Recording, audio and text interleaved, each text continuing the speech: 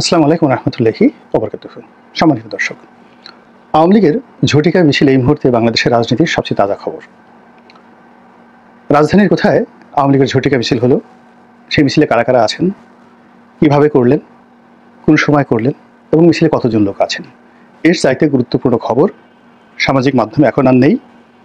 এবং জাতীয় গণমাধ্যমগুলো এই ধরনের ঝটিকা মিছিলের খবর যেভাবে গুরুত্ব সহকারে প্রকাশ করছে, তাতে করে এই মুহূর্তে যদি বাংলাদেশের সবচেয়ে গুরুত্বপূর্ণ লোকগুলোর উপর যদি বজ্রপাত হয়ে মারা যায়, সেই মৃত্যু সংবাদের চাইতে এই ধরনের ঝটিকা মিছিলের খবর আপাত দৃষ্টিতে অনেকের কাছে খুব গুরুত্বপূর্ণ বলে মনে হচ্ছে।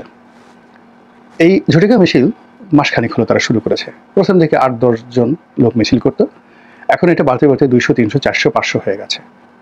এবং নির্ভীকভাবে তারা মিছিল করছে, মিছিল করে ছিটকে পড়ছে, কোনো রকম অ্যাকশন নেই। যেভাবে আগে আওয়ামী লীগের লোকজনকে দেখলে ঝাঁপিয়ে পড়া হতো, সেরকম করা হচ্ছে। আর সরকারকে বুঝ দেওয়ার জন্য পুলিশের পক্ষ থেকে বাড়ি বাড়ি তল্লাশি করা হচ্ছে এবং আওয়ামী লীগের প্রতিদিনই ১-২ জন করে নেতা ধরে সরকারকে প্রবোধ দেওয়া হচ্ছে যে কাজ হচ্ছে।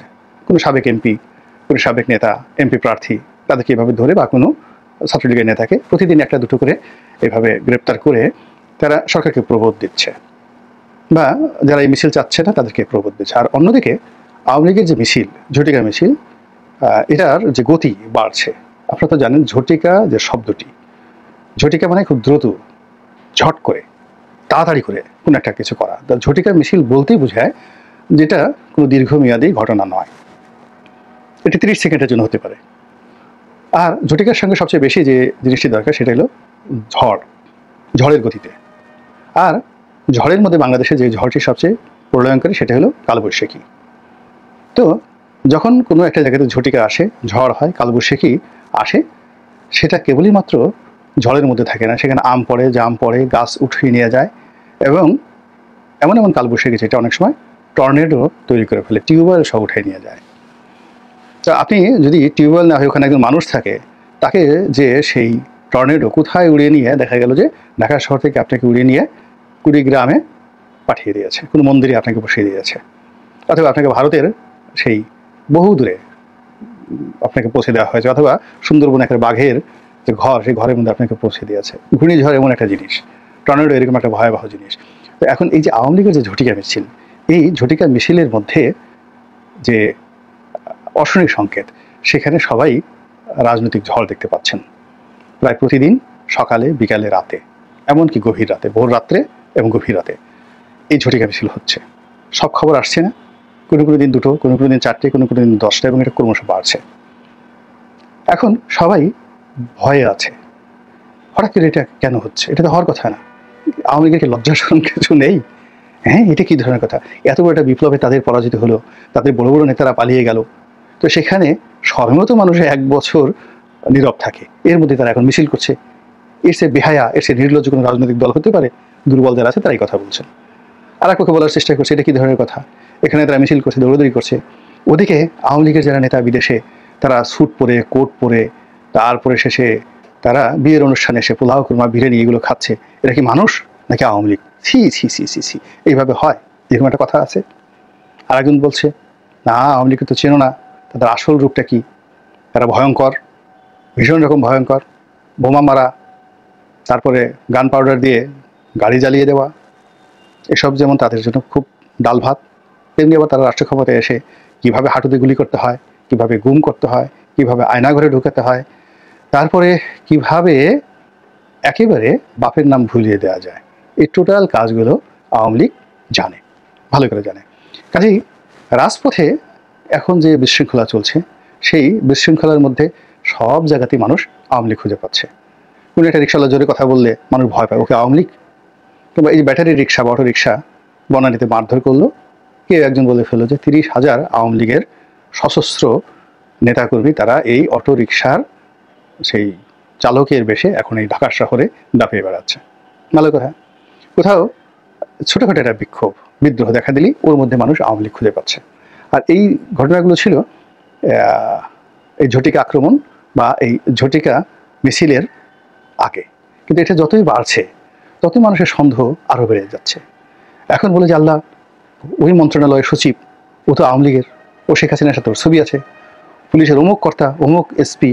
মানে আপনি যে কোনো সমাবেশে যান, তারপরে শেষে যে কোনো পারিবারিক অনুষ্ঠানে যান, তারপরে আড্ডাতে যান, প্রথমে দেখবেন বিশাল একটা দীর্ঘশ্বাস। সেই দীর্ঘশ্বাসের প্রথম বক্তব্য হলো, কী হলো এই বিপ্লব করে, আমার অমুক থানার ওসি আওয়ামী লীগের লোক, একটা ডাইরেক্ট ছাত্রলীগের লোক, অমুক নেতার সঙ্গে সরাসরি ঘোরাফেরা করতো, সে এখন ওসি হিসেবে এই যুগে নিয়োগ লাভ করলো এই 2 দিন আগে। এটা একটা কথা হলো? কি হবে, কি হবে এই দেশের? তো এইরকম মানে যত মিছিল হচ্ছে তত বেশি পারস্পরিক মানে অবিশ্বাস তৈরি হচ্ছে, সন্দেহ তৈরি হচ্ছে।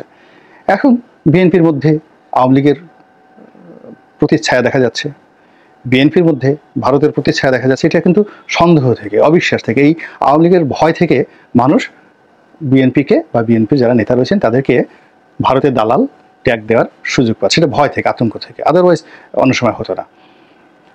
এরপরে সরকারের মধ্যে অনেক লোককে, পাওয়ারফুল লোককে তাদেরকে ট্যাগ দেওয়া হচ্ছে এরা সব ভারতের দালাল, একদম ছবি একে একে।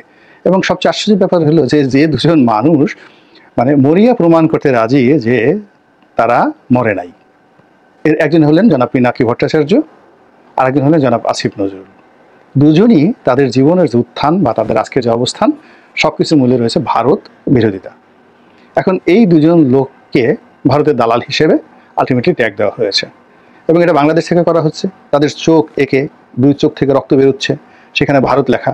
ভারতীয় পত্রপত্রিকা, ভারতীয় ইউটিউবার, বাংলাদেশে যারা এই 2জন বিরোধী রয়েছে সবাই এই 2জনকে ভারতের দালাল বলার চেষ্টা করছে। তো এইভাবে অবিশ্বাস যে পর্যায়ে গেছে, 2 দিন পরে যদি ডক্টর মোহাম্মদ ইউনূসকে বলা হয় ভারতের দালাল, তাহলে এখানে অস্বাভাবিক কিছু আপনি দেখবেন না। এবং এটা হবে এই আওয়ামী লীগের ঝটিকা মিছিল যত বাড়বে ততই। এর মধ্যে যে ঘটনা ঘটে গেছে, এই ঝটিকা মিছিলের কারণে স্বরাষ্ট্র উপদেষ্টা মহোদয় খুবই বিপদে পড়েছেন।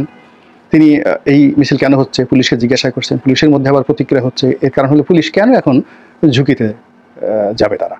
এর কারণ হলো আওয়ামী পুলিশ হয়ে তারা যে দুর্ভোগ দুর্দশার মধ্যে পড়েছে। 2,500 পুলিশ সদস্য হত্যাকাণ্ডের শিকার হয়েছে। তারপর তাদের হাজার হাজার লোক পলাতক, পুলিশের হাজার হাজার লোকের চাকরিচ্যুতি হয়েছে, কনস্টেবল থেকে শুরু করে একদম আইজি পর্যন্ত। এই মুহূর্তে 2জন আইজি জেলখানায়, এবং বাকি আইজিরা পলাতক। একমাত্র নূর মোহাম্মদ সাহেব ছাড়া আওয়ামী লীগ জমানার যারা আইজি ছিলেন মোরালে সবাই পলাতক, বাঘা বাঘা সব আইজি। তো সেখানে বর্তমান আইজি কেন তিনি এই ঝুঁকি নিতে যাবেন ডক্টর ইউনূসের পক্ষে বা এদের পক্ষে? তিনি তার দৈনন্দিন কাজকর্মগুলো করবেন, অপরাধ দমন করবেন, কিন্তু বাকি কাজগুলোতে তিনি ঝুঁকিতে যাবেন না, এটা স্বাভাবিক। সেনাবাহিনীর একই অবস্থা। সেনাবাহিনীর সঙ্গে এখন যে আচরণ করছে একজন লেফটেন্যান্ট কর্নেল, একজন কর্নেল, একজন ব্রিগেডিয়ার, তার সঙ্গে একজন ব্যাটারির রিক্সা চালক যে ব্যবহার করছে, যেভাবে তাদের সঙ্গে ঠাট্টা মশকরা করছে, তাদেরকে রীতিমতো ধাক্কাধাক্কি করছে।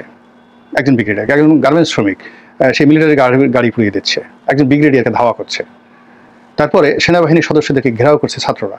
তারপরে চারিদিকে ঘেরাও করে সেনাবাহিনীর সদস্যরা একেবারে লোডেড আর্ম সহ নির্ঘাত দাঁড়িয়ে আছেন, কানে তুলো দিয়ে। আর পোলাপান সব ভুয়া ভুয়া ভুয়া, হাজার হাজার পোলাপান ভুয়া ভুয়া করছে। আর এই 50 জন 60 জন 100 জন সেনা কর্মকর্তা বা কনস্টেবল বা সিপাহী তারা দাঁড়িয়ে দাঁড়িয়ে সেখানে অনেকটা সঙ্গের মতো দাঁড়িয়ে আছে। কি করতে পারেন তারা সেখানে? তো সেই জায়গাটাতে যেখানে যারা এই মবগুলোতে অসহায় বোধ করছে, সেখানে আওয়ামী লীগের এই জায়গাটাতে তারা কার হুকুমে গিয়ে আবার আর একটা নতুন ট্যাগের মধ্যে পড়বেন। এখন এই যে সেনা সদস্যরা তারা যদি দমন করতে চায়, তারা তো 1 মিনিট দমন করতে পারে, কিন্তু লোকজন বলবে এরা সব আওয়ামী লীগের, শেখ হাসিনা, দিল্লির দালাল। এই ভয়ে তারা এই কাজগুলো করছে না। পুলিশের একই অবস্থা। তো সব মিলিয়ে আওয়ামী লীগের যে এই যে ঝটিকা মিছিল, এই ঝটিকা মিছিল বড় হচ্ছে, তার সঙ্গে সঙ্গে পরিস্থিতি কিন্তু জটিল হয়ে যাচ্ছে। এখন প্রশ্ন হলো যে এগুলো কেন হচ্ছে, কিভাবে হচ্ছে? এটা কি ভারত করাচ্ছে? ভারতে র করাচ্ছে, মোসাদ করাচ্ছে, আমেরিকা করাচ্ছে, নাকি আওয়ামী লীগ নিজে নিজেই করছে স্বতঃস্ফূর্তভাবে? নাকি এখানে বিএনপির মদত আছে, জামাতের মদত আছে, সরকারের মদত আছে? আমি যে প্রশ্নগুলো করলাম, অবাক করার ব্যাপার হলো সবগুলো ঘটনা একসাথে ঘটছে, সবগুলো ঘটনা একসাথে ঘটছে। অর্থাৎ এখানে যেমন ধরুন একটা জায়গাতে মিছিল হচ্ছে, এখন আওয়ামী লীগের লক্ষ্মী দিয়ে যদি মিছিল করিয়ে সমন্বয়কদেরকে দমন করা যায়, যেখানে সমন্বয়করা শক্তিশালী, সেখানে সমন্বয়কদের নিকটতম যারা প্রতিদ্বন্দ্বী, বিএনপি হোক জামাত হোক, তারা এইটাকে প্রিভিলেজ দিচ্ছে, বিকজ তারা একা সমন্বয়কদের সঙ্গে পেরে উঠছে না। একইভাবে জামাতের লোক, একইভাবে বিএনপির লোক, কোনো কোনো ক্ষেত্রে প্রশাসন এই জায়গাটাতে ছাড় দিচ্ছে। আর অন্যদিকে মাস্টার প্ল্যান অনুযায়ী ভারত, এই কাজগুলো করবে। আর 10টা ঘটনা দেখার পরে নিজেদের বীরত্ব এবং হিরত্ব দেখার জন্য তারা সরাসরি নিজেরা এই কাজগুলো করছে। এই কারণে হলো শেখ হাসিনা এই কাজগুলো করার জন্য তাদেরকে প্রমোট করছেন। ফলে দেখা গেল একজন একটা ঝটিকা মিছিল করলো, যেটা বিএনপির আমলে হয়েছে, জামাতের আমলে হয়েছে, মানে আওয়ামী লীগের জমানাতে বিএনপি করেছে, জামাত করেছে। এবং এই ধরনের একটা ঝটিকা মিছিল মাত্র 4-5 জন লোক নিয়ে একটা ঝটিকা মিছিল করে তার একটা ছবি পোস্টার তারেক রহমান সাহেবের কাছে পাঠিয়ে দিয়ে সে বলছে আমি নেতা, বিশাল নেতা, এই বিপদের সময় দেখুন আমি করেছি। জামাতের একই অবস্থা। এখনও আওয়ামী লীগের মধ্যে এই ধরনের একটা হিরোইজম তৈরি হয়ে গেছে। তারা স্ব অবস্থানে থেকে এরকম একটা ঝটিকা মিছিল করছে, একটা ছবি করছে এবং ছবিটা সরাসরি শেখ হাসিনার কাছে পৌঁছে দিচ্ছে। তার ডাইরেক্ট কোনো ভায়া মিডিয়া নেই। এবং বলছে আমার নামটা লিখে রাখেন আপনার ডায়েরিতে, আমি ওরকম কদম আলী অমুক অমুক তারিখে আপনার জন্য ঝটিকা মিছিল করেছি, আপা দেখেন জীবন কেউ করেনি, আমি আপনার জন্য করেছি।